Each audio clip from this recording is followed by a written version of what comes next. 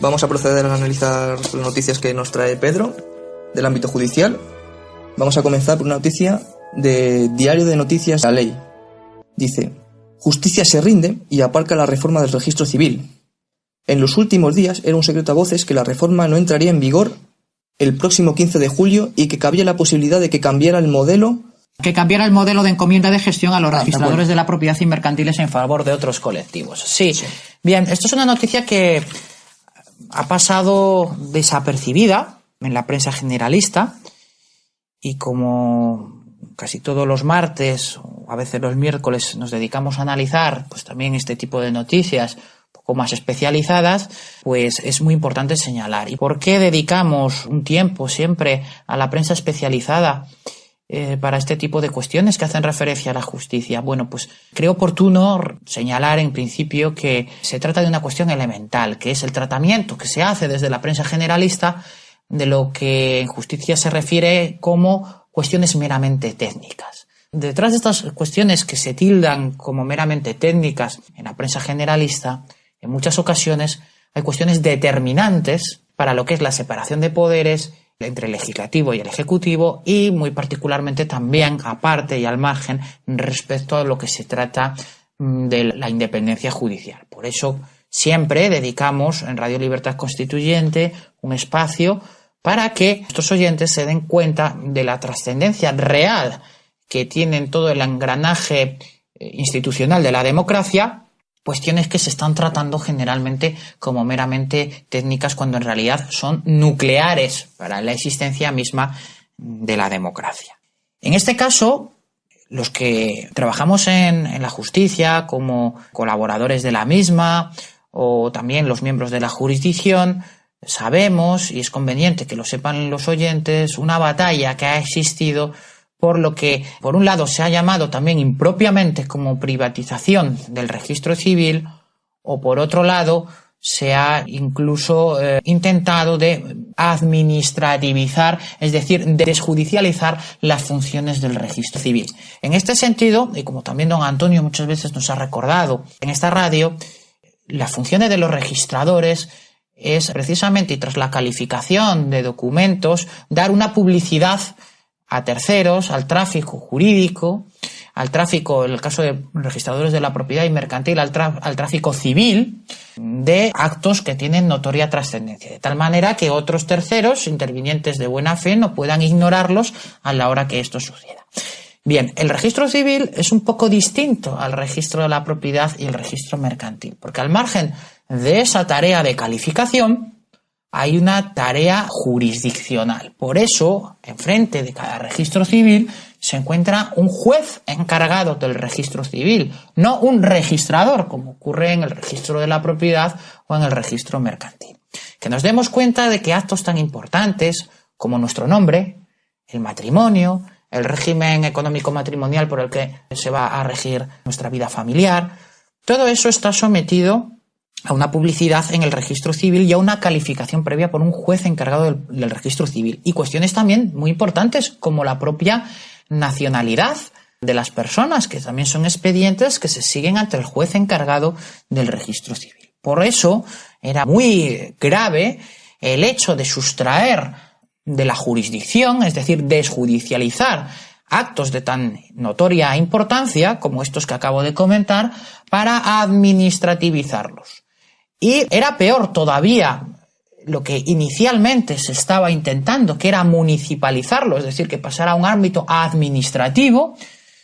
que incluso darles esta competencia a personas independientes, profesionales independientes, que pudieran ser los registradores de la propiedad o los registradores mercantiles, a quien en encomienda de gestión se pretendía por el Ministerio de Justicia trasladar las competencias del registro civil. Pues ahora,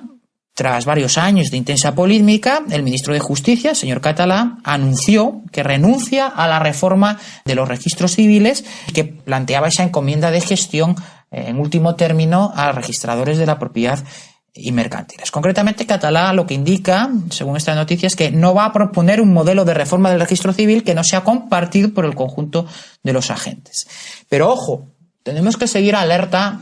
sobre lo que pueda ocurrir a partir de este momento. Porque también en la misma noticia nos dice lo siguiente. Dice, la intención del ministro de Justicia es continuar con el proceso de reformas iniciado, que incide en la necesaria desjudicialización de los registros, sacando su gestión del ámbito judicial. En consecuencia, el Ministerio no está renunciando a la desjudicialización de los registros civiles, insisto.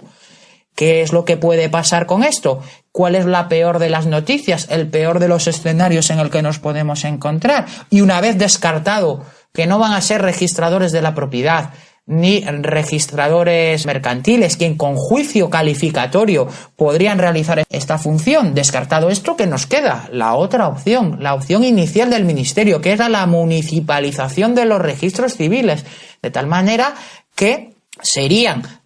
funcionarios municipales los que, dependientes del Ejecutivo Municipal, los que harían este juicio calificatorio en materias como nombre de las personas, estado civil, régimen económico matrimonial y nacionalidades, no lo olvidemos, concesión de las nacionalidades, en lugar de hacerlo un juez como es actualmente. Además, esto trae otras consecuencias si se produjera esa municipalización, que parece ser que precisamente por acabarse las opciones de desjudicializar, que nos dice el señor ministro, que es la que nos queda, tiene otras consecuencias también dentro del orden procesal que son muy importantes. Porque si ahora, por ejemplo, una nacionalidad era denegada o la inscripción de un nombre era denegada, pues siempre se podría tratar expedientes dentro del orden jurisdiccional civil. Sin embargo, esto lo que nos abocaría es a la jurisdicción contencioso-administrativa, que como todos sabemos, si no sabemos, pues lo explicamos, es una jurisdicción mucho más farragosa,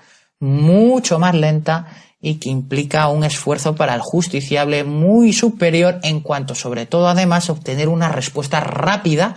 a las pretensiones que con ello pretende. Por eso, estamos ante la típica noticia que puede parecer una cuestión puramente técnica, que aparece solo en diarios especializados, que no hay rastro de ella en la prensa generalista, pero que desde luego tienen